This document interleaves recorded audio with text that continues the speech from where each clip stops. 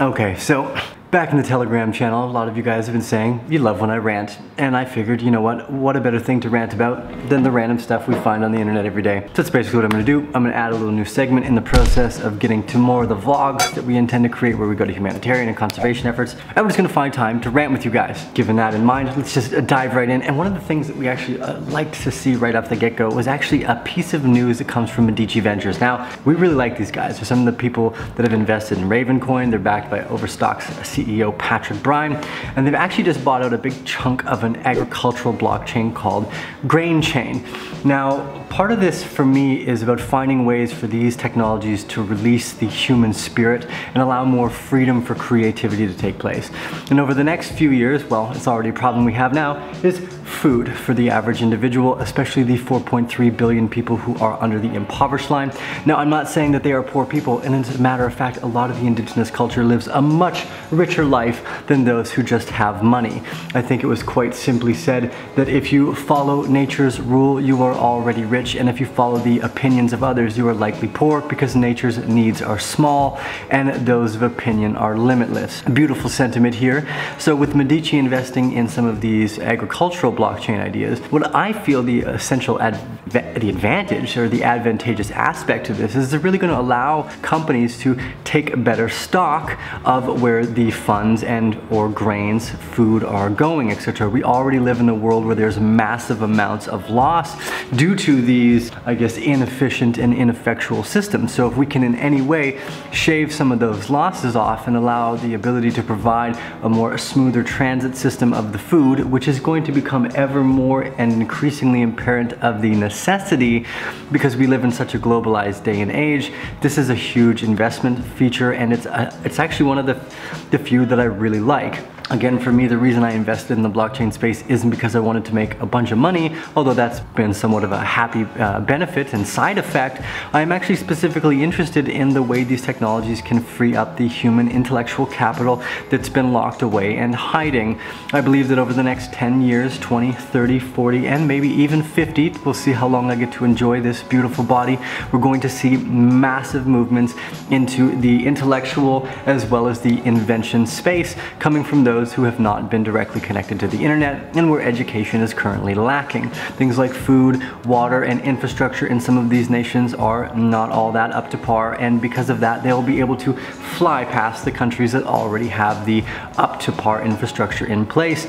We saw that with cell phones as well in Africa. They quickly were able to overshoot those that had the old infrastructure because there was nothing there to slow adoption down.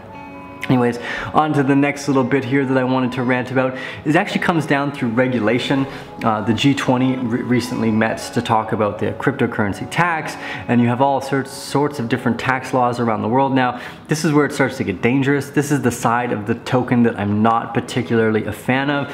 As we create these technologies, they not only have the power to create freedom and empower the sovereign individual, they also have the power to create tyranny and control over the individual as well. It's not my favorite standpoint. It's actually my least favorite about this.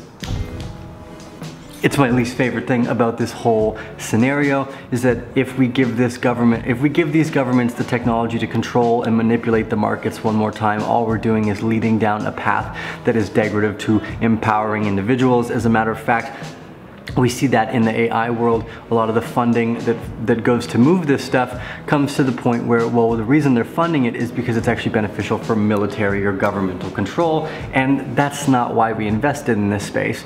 So now that the G20 has been meeting talking about taxes and how they can tax these cryptocurrencies on global transactions, you see that in the United States, the cryptocurrency world, the taxes are actually used as capital gains instead of currencies, whereas Japan calls it a currency, and these people call it a currency, but these people think it's an asset and a commodity. So we still haven't even figured out what the hell this technology is with one another, but it does represent global information infrastructure technology, and those have always been categorically and systematically known to grow the fastest.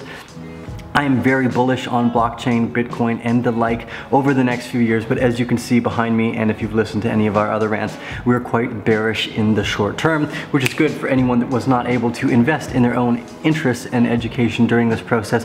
This is a prime time to be doing so now, so you can figure out what the hell it is, and if you are the kind of person that has all of your things and shit paid for, you can actually look at investing and diversifying a portfolio, because even as speculation, last year alone would have yielded somewhere between 10 and 30 times gains, which you could still be sitting on now, even with the massive drop that we had from last year.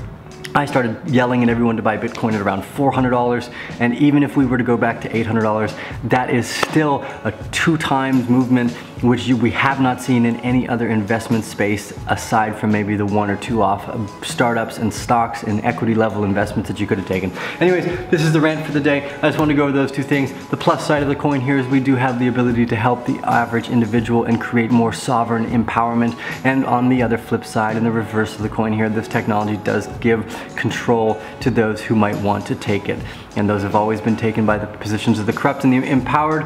So this is why I show up and I try to do this stuff frequently, is because I hope that with the voice of the many, we can actually essentially change the voice of the few and become empowered individually as a whole. Steve with the Arcane Bear reminding you guys, give us those thumbs up if you like this content. If you're new here, subscribe, hit that little bell, that way anytime we go live you'll be notified. And if you have not yet done so, please join the Telegram channel in the links below. There's a group and community of like-minded individuals who are extremely compassionate, well-rounded, and very supportive of the nature of growth and learning. So thank you guys for being so supportive, Bear family. We'll see you on the other side. Boom.